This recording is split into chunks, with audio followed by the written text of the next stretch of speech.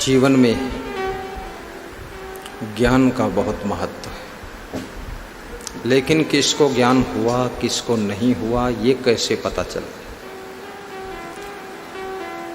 तीसरा प्रश्न अर्जुन पूछ रहे हैं कृष्ण से कि हे भगवान,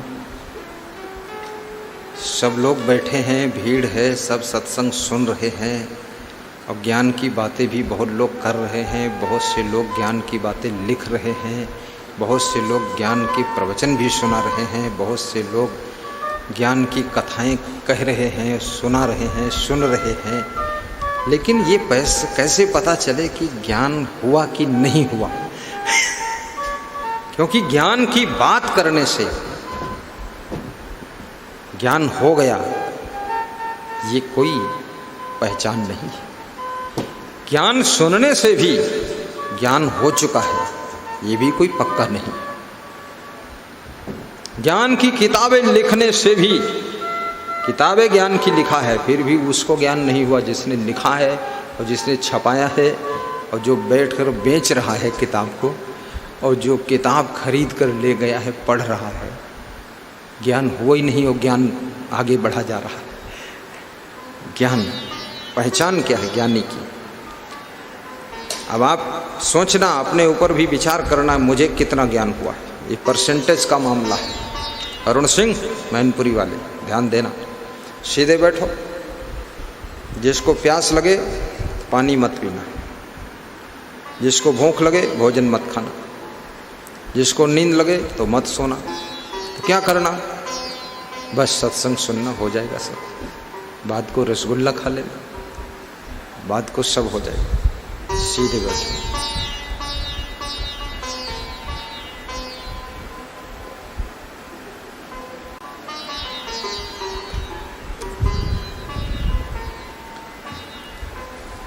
अर्जुन ये भी पूछते हैं कि ज्ञान किसको होता है, ज्ञान के लिए पात्रता क्या चाहिए।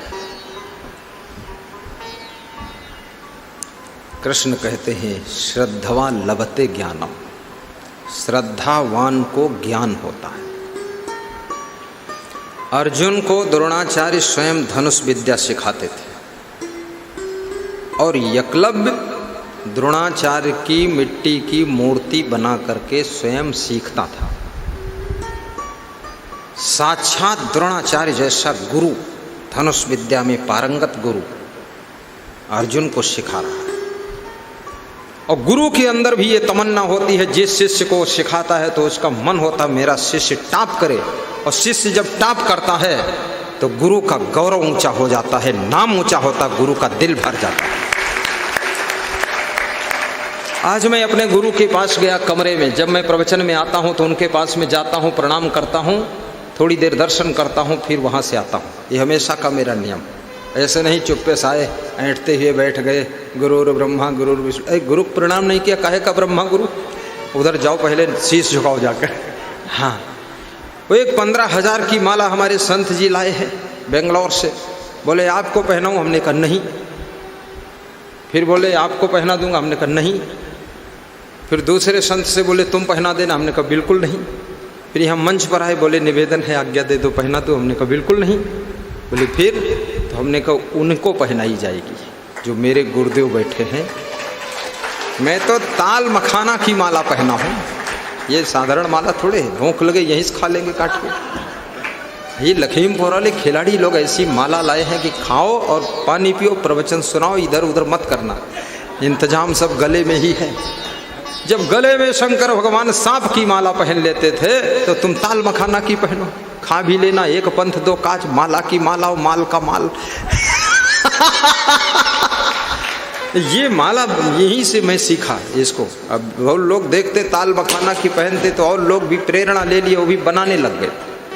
तो बनाओ सब लोग ताल मखाना की माला, लेकिन छुहारा की मत बनाना, किशमिश भी मत बना देना, क्योंकि वो सब कपड़े में लेस जाएगी और चींटियाँ भी इकट्ठी होंगी, छुहारा किशमिश तो अंदर भर जाएगी। ये ताल मखाना भर ठीक है।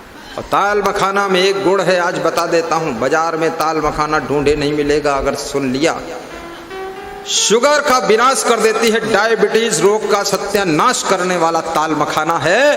अगर 10 ताल मखाना डेली खा लो, 20 खा लो, 15 खा लो, पानी में भिगाकर और धोकर, गर्म पानी से धोकर खा लो, शुगर का विनाश कर देती है। शुगर खत्म हो जाती है और शुगर की बीमारी का नामो निशान नहीं रह जाता।